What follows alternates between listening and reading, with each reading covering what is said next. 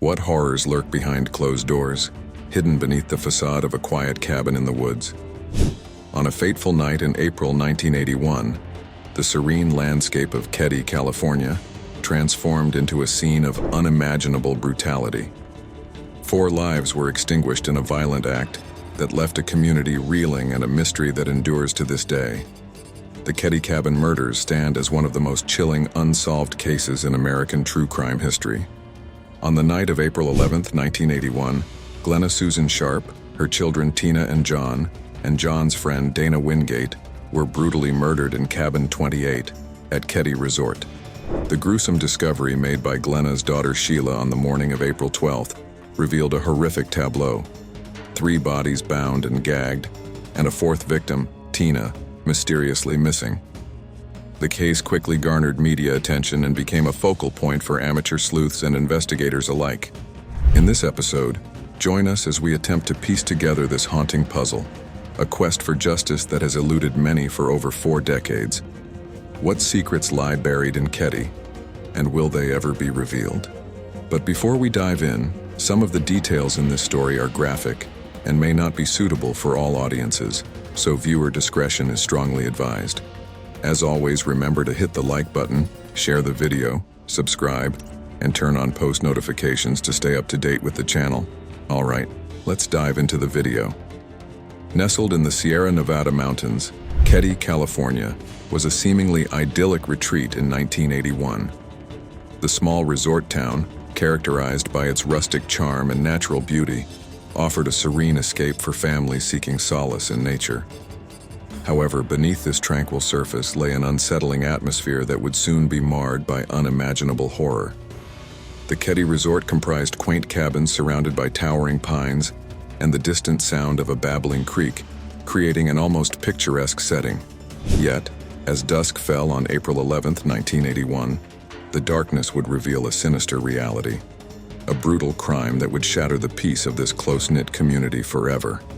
The victims of this horrific event were members of the Sharp family and their friend, Glenna Susan Sharp, also known as Sue. Born on March 29, 1945, Sue was a devoted mother who had recently divorced her husband and relocated her 5 children from Connecticut to California in search of a fresh start. Described as warm and nurturing, she quickly became a beloved figure among her neighbors at the resort. Tina Louise Sharp. Born on July 22, 1968, Tina was just 12 years old at the time of her disappearance. Full of life and curiosity, she was known for her playful spirit and close bond with her siblings. Tragically, Tina would become the most haunting aspect of this case, as she vanished from the scene that night. John Stephen Sharp, Sue's 15-year-old son John, was a typical teenager who enjoyed spending time with friends and participating in local activities. His bright future was cut short in an act of violence that left his family shattered. Dana Hall Wingate. Born on February 8, 1964, Dana was John's close friend and often spent time at the Sharp household. At just 17 years old, he was a vibrant young man with dreams ahead of him, dreams that would be extinguished that fateful night. The crime scene in Cabin 28 was one of the most gruesome ever encountered by law enforcement.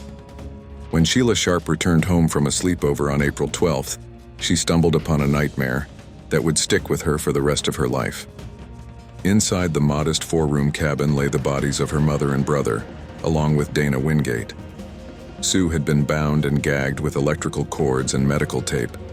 Her body bore multiple stab wounds and signs of blunt force trauma from a hammer. The brutality was shocking. Blood splatter reached the ceiling, painting a horrific picture of violence. John's lifeless body was found nearby, similarly bound and showing signs of severe trauma.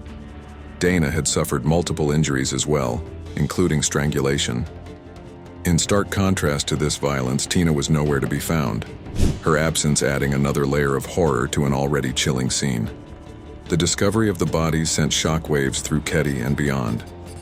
Neighbors were horrified. Many had known Sue and her children personally. The media frenzy that followed painted Keddie as a place where safety could no longer be taken for granted. Local authorities were inundated with tips and leads as investigators struggled to piece together what had happened during those dark hours. As news spread about the brutal murders, fear took hold in Keddie. A place once thought to be peaceful now felt like a hunting ground for an unknown predator. The case became not just a local tragedy, but also captured national headlines across the country. Families locked their doors at night. Children were kept close to home as whispers of fear echoed through the town. On the morning of April 12, 1981, a chilling discovery awaited 14-year-old Sheila Sharp as she returned home from a sleepover at a friend's cabin. What should have been a typical Sunday morning quickly turned into a nightmare. As Sheila approached Cabin 28 at the Keddie Resort, an unsettling feeling washed over her. The door was slightly ajar, and an eerie silence enveloped the air. Pushing the door open, she stepped inside, only to be met with a scene that would haunt her for life. In the living room, she found her mother, Sue Sharp, lying on the floor, bound and gagged. Her brother John and his friend Dana Wingate were also lifeless nearby. The horror of that moment struck Sheila like a physical blow. She rushed back outside, screaming for help. Sheila's frantic cries echoed through the resort as she desperately sought assistance. Neighbors rushed to her side, horrified by the terror in her voice. The gruesome details began to unfold as authorities arrived on the scene. Sue had been brutally attacked. Her body bore multiple stab wounds, and she was partially covered with a yellow blanket. John and Dana were similarly bound and showed signs of extreme violence. The sheer brutality of the crime left investigators in shock, setting the stage for a complex and harrowing investigation. As investigators began piecing together the events leading up to that fateful night, chilling eyewitness accounts emerged. Several neighbors reported hearing muffled screams around 1:15 a.m. on April 12th. A couple living in nearby Cabin 16 was awakened by what they described as desperate cries for help, but could not pinpoint their source in the darkness. Others recounted seeing a green van parked outside Cabin 28 earlier that evening around 9 p.m., a detail that would later become crucial in identifying potential suspects.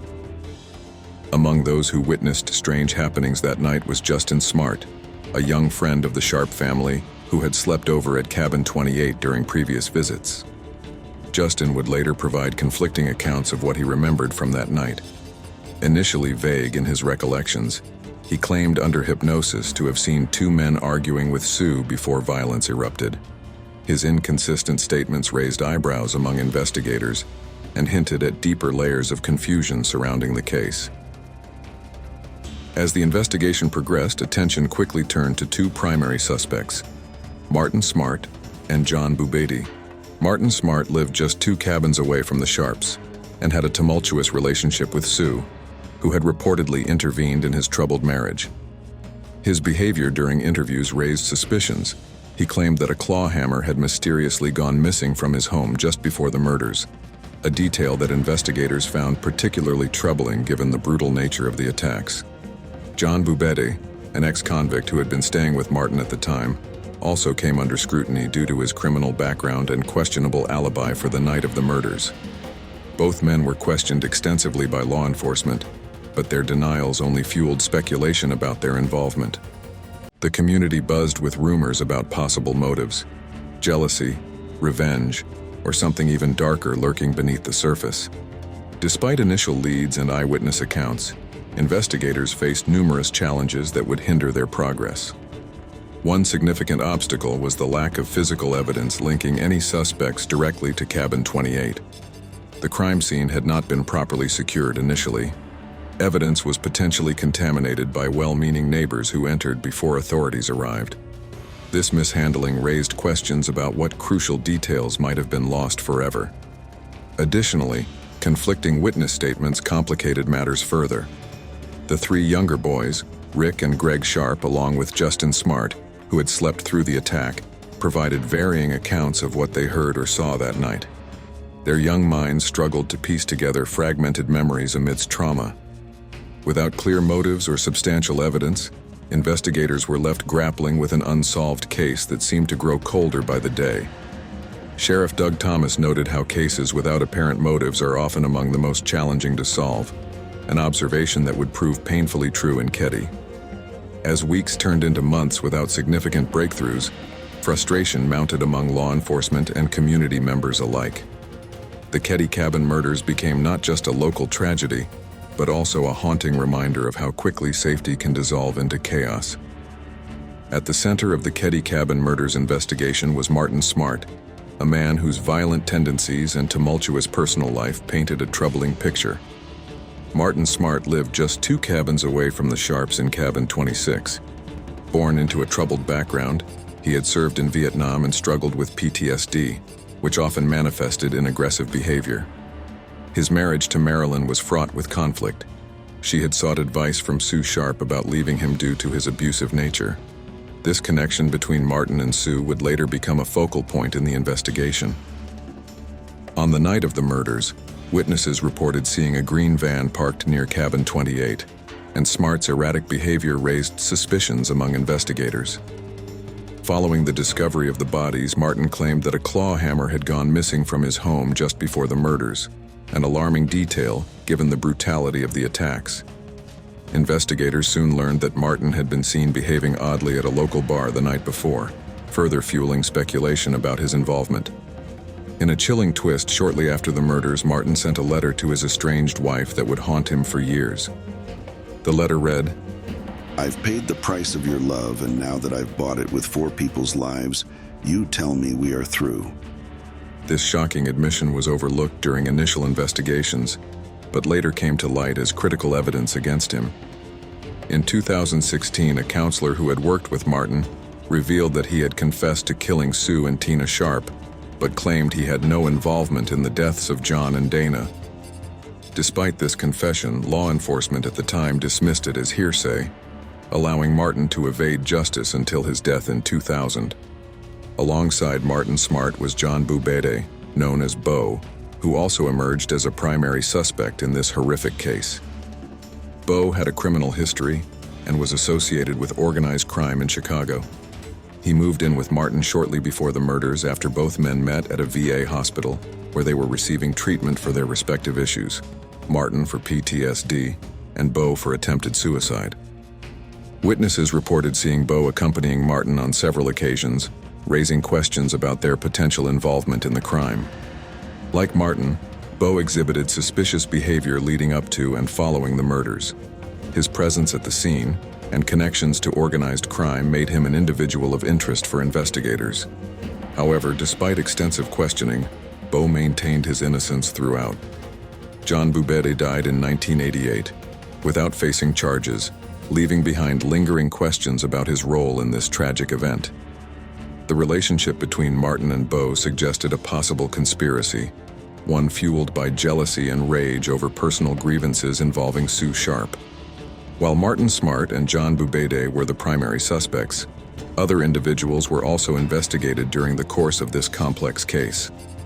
One notable figure was Justin Smart's father, whose erratic behavior raised eyebrows among investigators.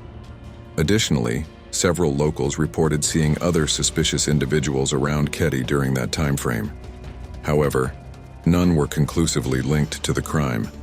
The investigation also explored connections to organized crime figures who may have had motives tied to local disputes or personal vendettas. Despite these leads, investigators struggled to find concrete evidence against any additional suspects. The lack of modern forensic techniques at the time hampered their ability to build a strong case. As time passed without significant breakthroughs, frustration grew among law enforcement and community members alike. The Keddie cabin murders became not just a local tragedy, but also an enduring mystery that haunted those who sought justice for the victims. In summary, while Martin Smart and John Bubede remain central figures in this dark narrative, the shadows of suspicion extend far beyond them. The complexities of human relationships intertwined with violence created an atmosphere ripe for tragedy, a reminder that sometimes those closest to us can harbor dark secrets. The Keddie cabin murders remain shrouded in mystery, with various theories attempting to explain the horrific motivations behind such a brutal act. One prevailing theory centers around jealousy and revenge. Martin Smart, who lived nearby, had a tumultuous relationship with Sue Sharp, who had been counseling his wife about leaving him due to his abusive behavior.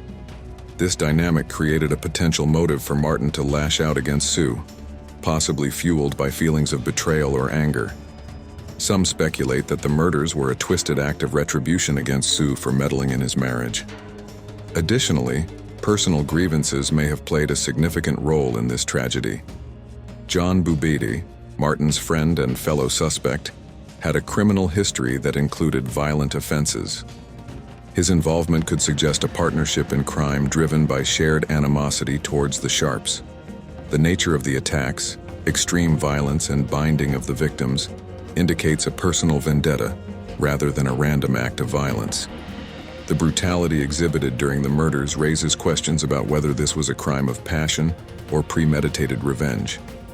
Moreover, the fact that Sheila's younger brothers were unharmed suggests that the attackers may have had specific targets in mind, further supporting theories rooted in personal motives rather than opportunistic violence.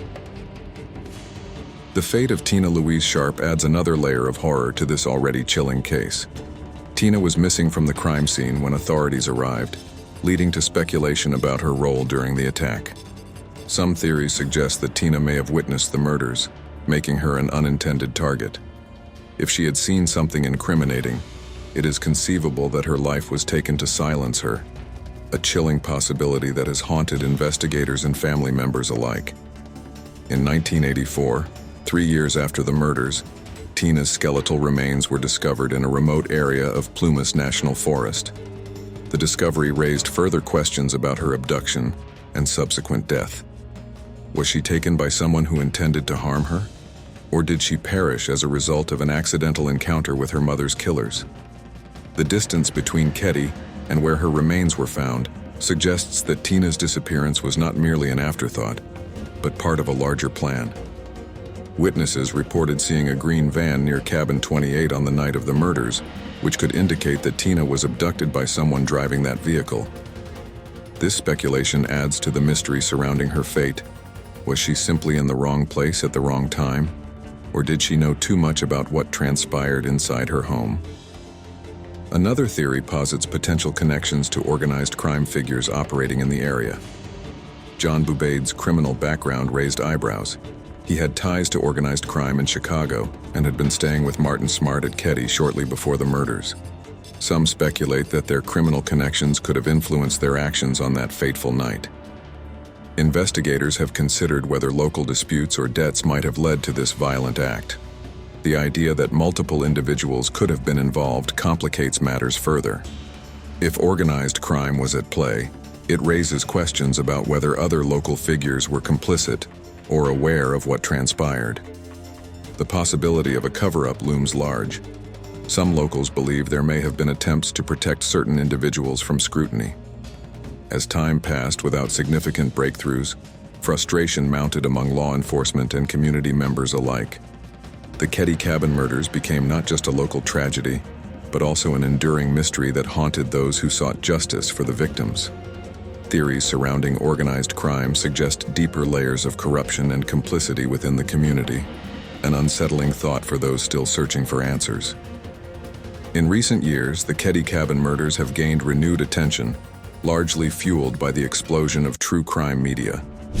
Podcasts, documentaries, and online forums have reignited public interest in this chilling case, drawing in amateur sleuths and armchair detectives eager to uncover the truth.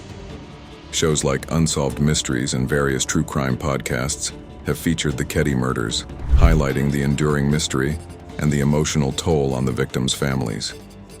This resurgence in interest has not only kept the case alive in public consciousness, but has also led to new discussions about potential suspects and motives. Social media platforms have played a crucial role in this revival, allowing people to share theories and insights.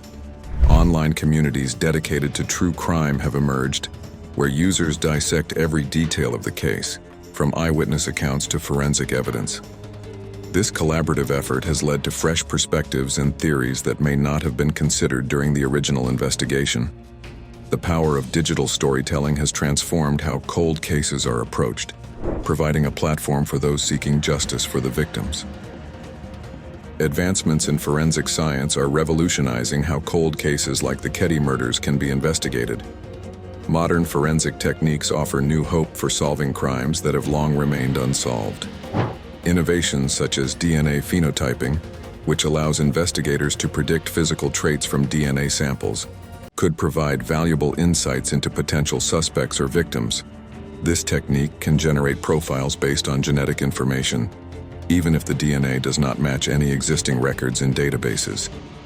Another significant advancement is the use of biosensors for forensic analysis.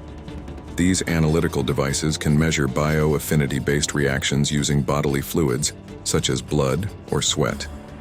By providing quick and reliable data about bodily fluid origins, biosensors can help narrow down investigations without waiting for lengthy DNA analysis results. Additionally, techniques like laser ablation, inductively coupled plasma mass spectrometry, allow forensic scientists to analyze minute traces of evidence, such as glass fragments or gunshot residue. This method breaks down samples at an atomic level, providing crucial information that could link suspects to crime scenes. With these advancements, investigators now have tools at their disposal that were unimaginable during the original investigation. As interest in the Keddie cabin murders continues to grow, law enforcement agencies are revisiting old leads and exploring new avenues for investigation. In recent years, local authorities have reopened the case file, combining evidence with modern forensic techniques that were not available at the time of the original investigation. The Plumas County Sheriff's Office has expressed commitment to solving this cold case and has encouraged anyone with information, no matter how small, to come forward. This renewed effort includes re-examining physical evidence collected from Cabin 28. With advancements in DNA analysis and other forensic technologies, what was once deemed inconclusive may now yield critical insights. Investigators are also reaching out to experts in forensic science to assist with cold case reviews. Moreover, community engagement remains vital in these ongoing efforts. Law enforcement has utilized social media platforms to solicit tips from the public and share updates on their progress.